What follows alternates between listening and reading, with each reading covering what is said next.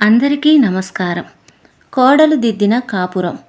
సుధారాణి వాళ్ళ మామయ్య కృష్ణమాచార్యుల్ని ఒక కోరిక కోరుతుంది.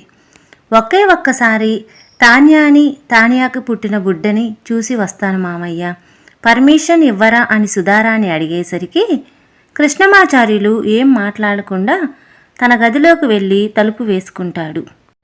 కృష్ణమాచార్యులు ఏం మాట్లాడకుండా అలా గదిలోకి వెళ్ళి తలుపు వేసుకోవటంతో ఇక చేసేదేమీ లేక సుధారాణి ఏడుస్తూ తన గదిలోకి వెళ్ళిపోతుంది. రమేష్ కూడా ఏం చేయాలో తోచలేని స్థితిలో అలా హాల్లోనే కూర్చుని ఉంటాడు. కాసేపటి తర్వాత కృష్ణమాచార్యులు రెడీ అయ్యి బయటకు హాల్లోకి వస్తాడు. హాల్లోకి అలా రెడీ అయ్యి కృష్ణమాచార్యులు రావటం చూసిన రమేష్, నాన్నగారు, సుధారాణి తప్పు చేసింది, మేము తాన్యాతో సంబంధం తెంచుకుంటామని మీకు మాటిచ్చాము, అయినా తను వెళ్ళాలి అని అడిగి పెద్ద తప్పు చేసింది. దయచేసి మీరు సుధారాణిని క్షమించండి. మీరు ఎక్కడికి వెళ్ళకండి నాన్నగారు. ఇప్పుడు మీకు ప్రతిరోజు చెకప్ చాలా అవసరం అని రమేష్ ప్రాధేయపడుతూ మాట్లాడతాడు. ఆ మాటలు విన్న కృష్ణమాచార్యులు, అమ్మా కోడలి పిల్ల, గదిలో ఎంతసేపు ఉంటావు, బయటికి రా అని పిలుస్తాడు.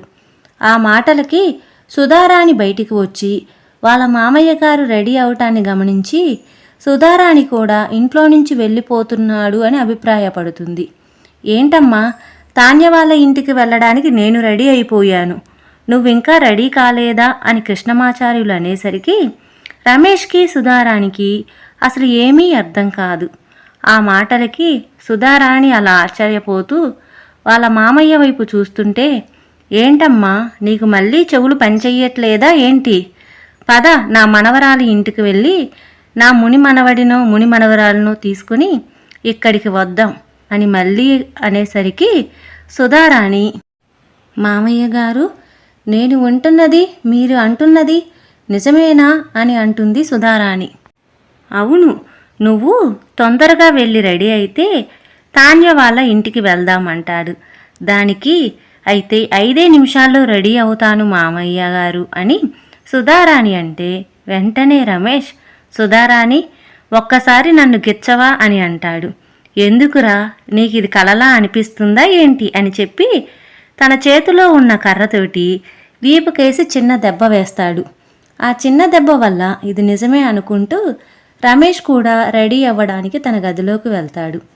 చాలా ఆనందంగా కృష్ణమాచార్యులు, సుధారాణి, రమేష్ ముగ్గురు తాన్య వాళ్ళ ఇంటికి బయలుదేరుతారు.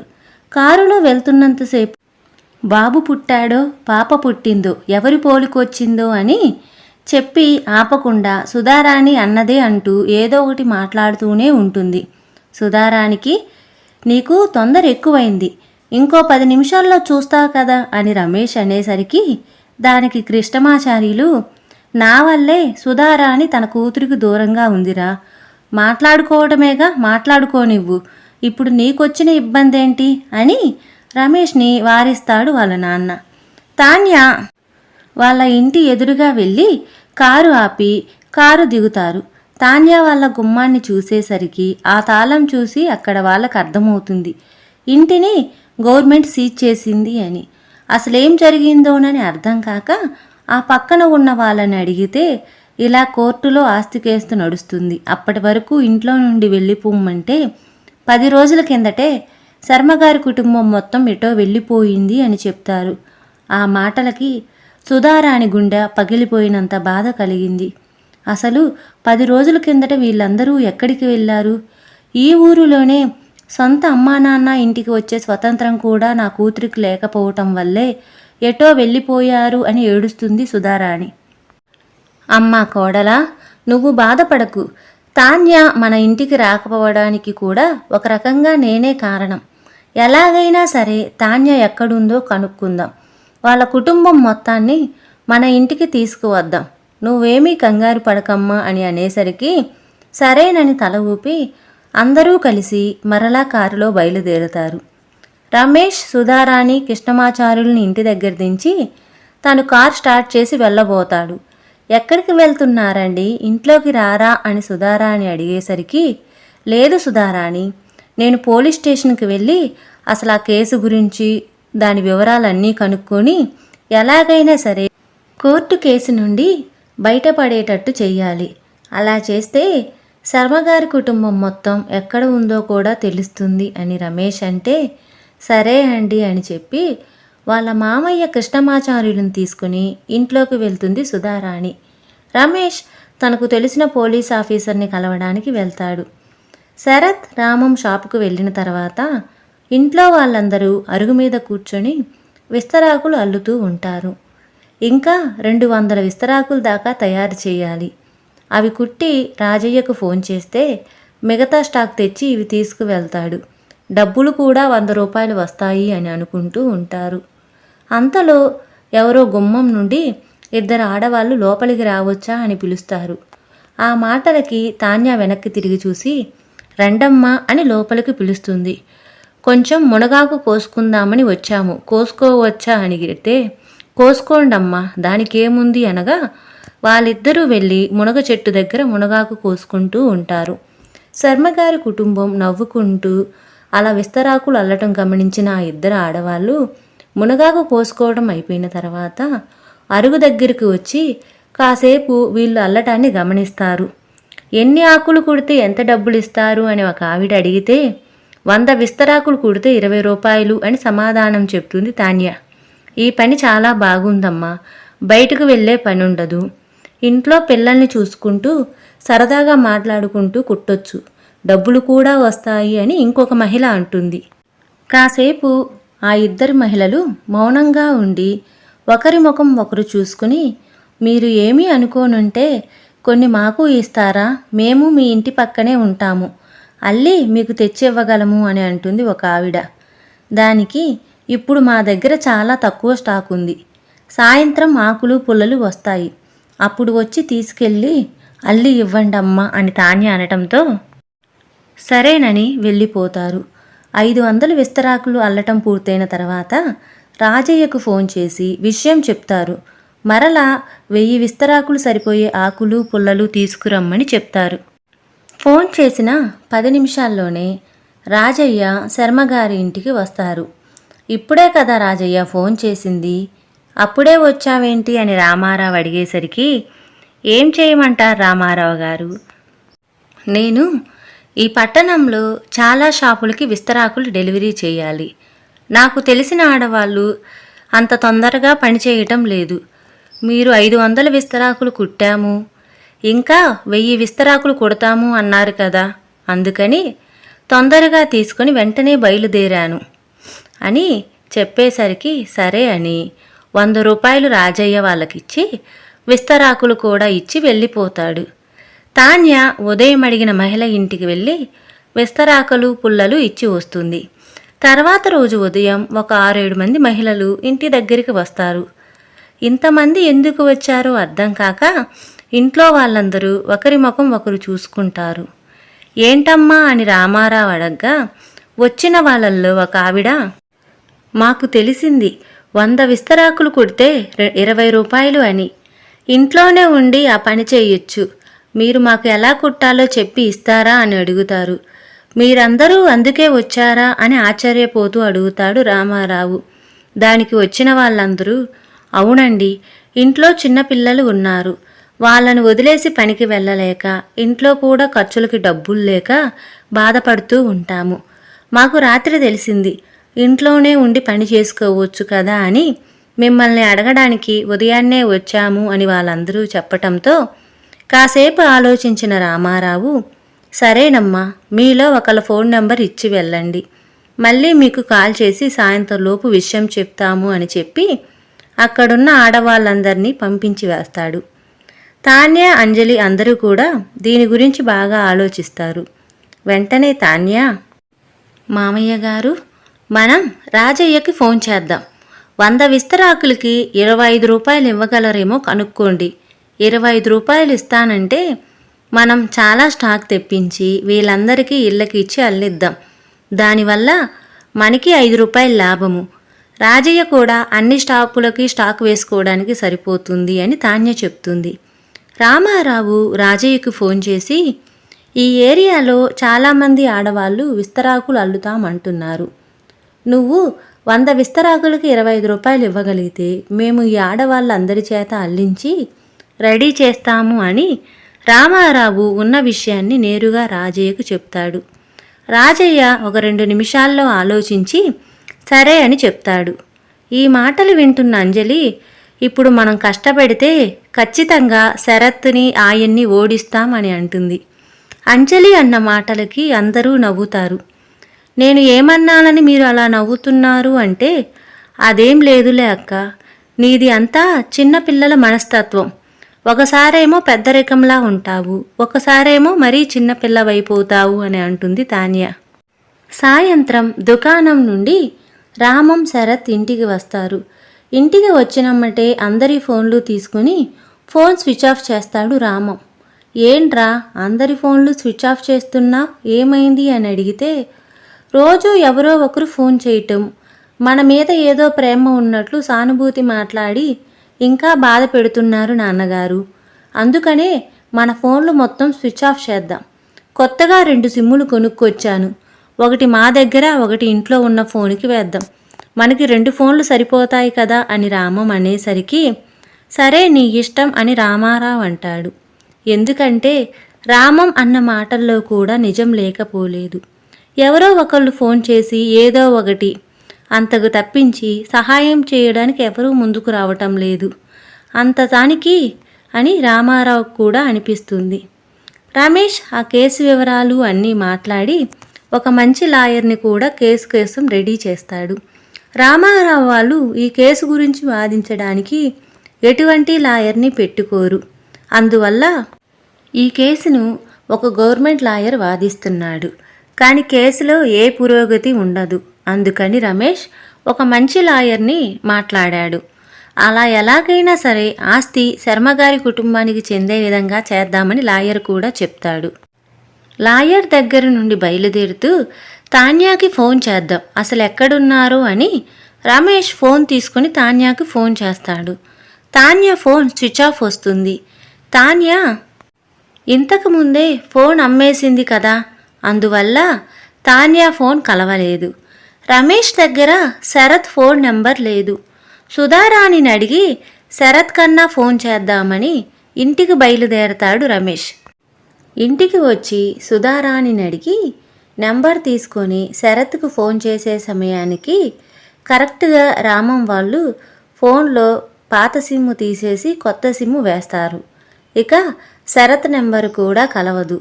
ఎందుకు ఇద్దరి ఫోన్లు స్విచ్ ఆఫ్ వస్తున్నాయి? ఏమోనండి, నాకేం తెలుసు అని అంటుంది సుధారాణి.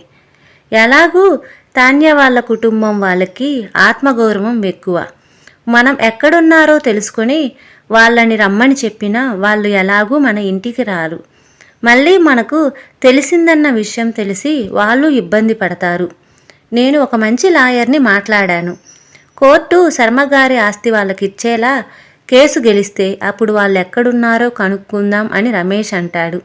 సుధారాణి బాధపడుతూ, ఒకటి పోయేసరికి ఇంకోటి వస్తుందండి. మామయ్య గారు మారిపోయారు, ఇక మనకు ఎటువంటి సమస్యలు లేవు అనుకున్నాను. కానీ ఇప్పుడు తాన్య ఎక్కడుందో కూడా తెలీదు అని అంటుంది. అందరూ చుట్టుపక్కల ఆడవాళ్ళకి విస్తరాకులు ఇవ్వటం, అల్లిన తర్వాత లెక్క పెట్టి డబ్బులు ఇవ్వటం, వీటన్నిటికీ రాజయ్యను పంపించటం, ఇలా అన్ని పనుల్లో బిజీగా ఉంటారు. అలా కొన్ని రోజులు గడిచిపోతాయి. శరత్ వాళ్ళు దుకాణంలో చేరి 1 నెల రోజులు పూర్తవుతుంది. ఇద్దరూ తమ జీతాలు తీసుకుని ఇంటికి బయలుదేరతారు. రామం శరత్లకి చుట్టుపక్కల ఆడవాళ్ళకిచ్చి కుట్టిస్తున్న విషయం తెలియదు. ఇంట్లో వాళ్ళు కూడా కావాలనే చెప్పరు. శరత్ రామం ఇంటికి వచ్చిన తర్వాత, ఏంటి శరత్, జీతం వచ్చిందా అని అడుగుతుంది అంజలి. ఇదిగో వదిన అని చెప్పి తన జోబులో నుంచి డబ్బులు తీసి ఇస్తాడు శరత్. మేము గెలిచామని ఇప్పటికైనా ఒప్పుకుంటారా అని రామం అడుగుతాడు. ఏంటి, మీరు గెలిచారా, ఎప్పుడు అని అడుగుతుంది అంజలి. అదేంటి అంజలి అలా అంటావు, నాకు తెలిసి మీరు 5,000 కన్నా ఎక్కువ సంపాదించి ఉండరు అని రామం అనేసరికి, ఒరై రామం, నువ్వెలా అనుకుంటావు అని నాకు తెలుసురా, మేము మొత్తం 18,000 సంపాదించాం అని శర్మగారు అంటారు. ఒక్కసారిగా శరత్ రామం నోరు తెరుస్తారు. నోరు మూయండి, మళ్ళీ మన ఇంట్లో దోమలు ఉన్నాయి, దోమలు పోతాయేమో అని రఘురాం నవ్వుతూ అంటాడు. వెంటనే నిజం చెప్పండి, మీరు అబద్ధం ఆడుతున్నారు కదా అని శరత్ అడిగేసరికి, లేదు శరత్, నిజంగానే 18,000 సంపాదించాం అని తాన్య అంటుంది. అంత ఎలా సంపాదించారు అని రామం అడిగేసరికి, ఈ చుట్టుపక్కల ఆడవాళ్ళందరూ విస్తరాకులు అల్లుతున్న విషయం వల్లే వాళ్ళు సంపాదించగలిగామని వివరంగా తాన్య చెబుతుంది. అసలు ఇన్ని రోజులు మేము గెలుస్తున్నాము, మీరు ఓడిపోతున్నారు అనుకున్నాం, కానీ మీరు సైలెంట్గా ఉండి మమ్మల్ని భలే ఓడించారు అని రామం అంటాడు. అంతలో శరత్ అటూ ఇటూ చూస్తూ, నాన్నగారు కనపడట్లేదేంటి అని అంటాడు. ఏమోనండి, మామయ్య గారు మధ్యాహ్నం భోజనం చేసి పని ఉంది అని చెప్పి బయటికి వెళ్ళాడు, ఇంకా రాలేదు అని చెప్పబోతున్న సమయంలో గేటు తీసిన శబ్దం వస్తుంది. గేటు వైపు అందరూ తిరిగి చూడగా రామారావు ఇంట్లోకి వస్తూ కనపడతాడు. నాన్నగారు, ఎక్కడికి వెళ్ళారు మీరు? ఏదైనా కావాలంటే మాకు చెప్పి ఉండొచ్చు కదా, మేము తీసుకువచ్చే వాళ్ళం అని రామం అడిగేసరికి రామారావు సమాధానం చెప్పబోతుండగా అంతలో అంజలి, మీ చేతిలో ఉన్న కవరేంటి, ఆ కవరులో ఏముంది అని రామారావు ఇవ్వకముందే రామారావు చేతుల నుండి కవరు తీసుకుని కవర్లో ఏముందా అని చూస్తుంది. కవర్లో ఒక ఎరుపు రంగు చీర ఉంటుంది. దాని మీద రేటు 900 రూపాయలని కూడా ఉంటుంది. మామయ్య గారు, ఇప్పుడు 900 రూపాయల చీర కొన్నారా? ఎవరి కోసం అని అంజలి అడగ్గా, అమ్మా, అది తాన్య కోసం అని అంటాడు రామారావు.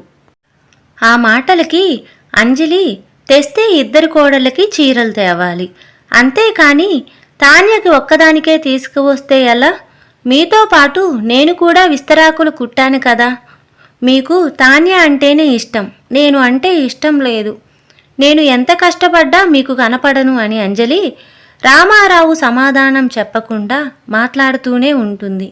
ఆ మాటలు విన్న తాన్య, అక్క, కావాలంటే నువ్వే తీసుకో ఈ చీర, దానికేముంది అని అంటుంది. నీకు తెచ్చిన చీర నాకెందుకులే అని చెప్పి ఆ చీరను నేలకేసి కొట్టి అందరి వైపు చూస్తుంది అంజలి. రామంకి విపరీతమైన కోపం వచ్చి, అంజలి, నువ్వేం చేస్తున్నావు, నీకైనా అర్థమవుతుందా అని కోప్పడతాడు. ఎప్పుడూ నేను చేసేదే మీకు కనపడిద్ది, మీ నాన్నగారు చేసేది మీకు కనపడదు. తాన్యాకి చీర తెచ్చాడు, నాకు తేలేదు, అది మాత్రం మీకు కనపడలేదా? నేను కాదు అడగాల్సింది, ముందు మీరు అడగాలి, అంజలికి చీర ఎందుకు తేలేదు నాన్నగారు అని. అలా అడగకుండా మీరు నన్ను అడిగి కోప్పడతారేంటి? నాకు ఏదో సామెత గుర్తొస్తుంది, అమ్మ పెట్టదు అడుక్కోనివ్వదు అంట, అలా ఉంది మీ వాళ్ళకం అని తీసి పడేసినట్టు మాట్లాడుతుంది అంజలి. ఒక్క నిమిషం, అందరూ చెప్పేది వినండి అని రామారావు అనేసరికి ఇక అందరూ మాటలు ఆపి రామారావు వైపు చూస్తారు. మీరందరూ ఒక విషయం మర్చిపోయారు, అందుకే నేను గుర్తుపెట్టుకుని తాన్యాకి చీర తీసుకువచ్చాను. ఈరోజు శరత్ తాన్యాల పెళ్లి రోజు. వాళ్ళు ఈ ఇంటిని ఎలా నడపాలా అన్న ఆలోచనలతో వాళ్ళ పెళ్లి రోజు కూడా మర్చిపోయారు. నాకు ఉదయం గుర్తుకు వచ్చింది, ఎలాగూ వాళ్ళ పెళ్ళి అప్పుడు అత్తగారింటి వాళ్ళు పెట్టవలసిన చీర పెట్టలేదు, అందుకనే నాకే మనసుకు బాధ అనిపించి తాన్యాకి ఒక చీర తీసుకువచ్చాను. అంతేగాని అంజలి, నువ్వంటే ఇష్టం లేక కాదమ్మా, ముందు ఇద్దరికీ తీసుకుందామని చూశాను, కానీ డబ్బులు ఎక్కువ ఖర్చు అవుతున్నాయి. వచ్చే నెలలో ఎలాగో పండగ ఉంది కదా, అప్పుడు నీకు తీసుకుందాంలే అని తాన్యాకి ఒక్కదానికే తీసుకువచ్చాను అని అసలు విషయం రామారావు చెప్తాడు. ఆ మాటలకి రామం, చూసావా అంజలి, నువ్వు ఎంత తొందరపడ్డావో, నువ్వు ఎదుటి వాళ్ళని ఇంకా అర్థం చేసుకోకపోతే ఎలా అని రామం అనేసరికి ముఖం తిప్పుకొని అక్కడి నుండి అంజలి వెళ్ళిపోతుంది. నేల మీద ఉన్న చీరను తీసుకొని రామారావు కాళ్ళకి దండం పెడుతుంది తాన్య. వెంటనే శరత్ కూడా వాళ్ళ నాన్న కాళ్ళకు దండం పెట్టేసరికి ఇద్దరూ ఎప్పుడూ సంతోషంగా ఉండాలి అని ఆశీర్వదిస్తాడు.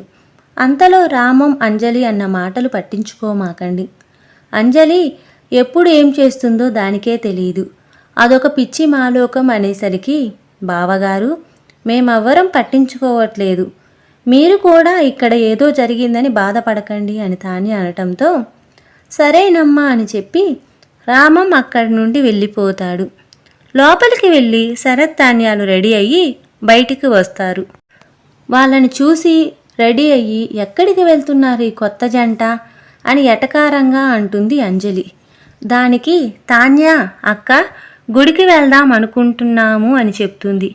అది విన్న శర్మగారు రామారావు, అమ్మ తాన్య పాపను మాకిచ్చి వెళ్ళండి, మీరు గుడికి వెళ్ళి వచ్చే వరకు మేము పాపను చూసుకుంటాము అని అనేసరికి సరే మామయ్య అని చెప్పి తాన్య చేతిలో ఉన్న పాపని రామారావుకిచ్చి శరత్ తాన్యాలు గుడికి బయలుదేరతారు.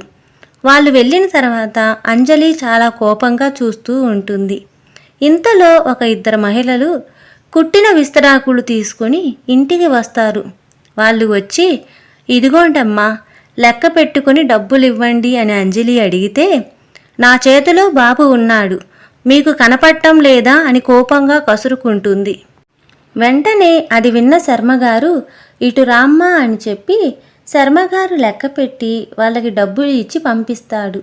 వాళ్ళు అలా వెళ్తూ వెళ్తూ ఈ ఇంట్లో చిన్న కోడలు ఉంది కదా, తను ఎన్నిసార్లు వచ్చినా కోపగించుకోకుండా సమాధానం చెప్తుంది. ఒడిలో పాప ఉన్న పక్కన ఉయ్యాల్లో పండబెట్టి మనతో మాట్లాడుతుంది. కానీ పెద్ద కోడలు చూశారా ఎంత పొగరు అని మాట్లాడుకుంటూ బయటకు వెళ్తారు ఆడవాళ్ళు. ఆ మాటలు వెనకాలే ఉన్న అంజలికి వినపడతాయి. అంజలికి అసలే తాన్య మీద కోపంగా ఉంది. ఇక వీళ్ళు అన్న మాటలకి అంజలి కోపం ఏ స్థాయికి చేరిందో చెప్పవలసిన అవసరం ఉండదు. అంజలి మనసులో నేనేంటో నిరూపిస్తాను, పోనీలే అని నేను మంచిగా ఉంటే మీకెవరికీ కనపడటం లేదు, అంజలియే గొప్ప అని నిరూపించుకుంటాను అని అంజలి మనసులో అనుకుంటూ బాబుడు నిద్రపుచ్చుతూ ఉంటుంది. బయట కష్టాలే సరిపోవన్నట్లు ఇప్పుడు అంజలి కూడా తాన్య మీద కోపం పెంచుకుంది. ఈ కష్టాలు అన్నిటి నుండి తాన్య బయటపడగలదా? తెలుసుకోవాలంటే కోడలు దిద్దిన కాపురం తరువాయి భాగం వినాల్సిందే. తరువాయి భాగం పార్ట్ 31.